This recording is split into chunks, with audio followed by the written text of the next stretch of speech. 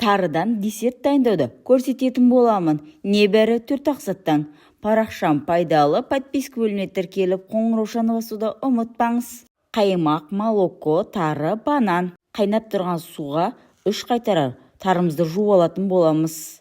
Кір суы шығады осындай. Тарымыздың үстіне қайнап тұрған сүтімізді батырып қоятын боламыз.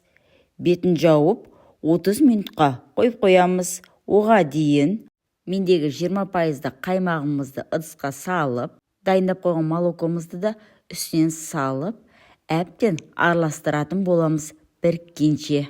Бананымыздың басын алып тастап, қабығын бөліп тастайтын боламыз. Бізге қабығы керек емес. Оны турап, майдалап, бөлек ыдысқа жартылай алып, әбден езіп алатын боламыз. Қаймақ молоконың үстіне бананымызды салып, әбден араластыратын боламыз.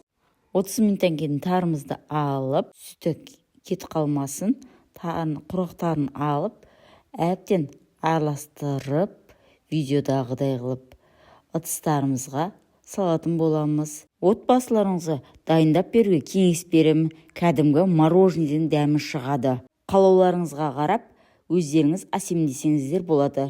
Рамазан айы құтты болсын. Подписка бөліміне тіркеліп, қоңыраушаны басуды ұмытпаңыз.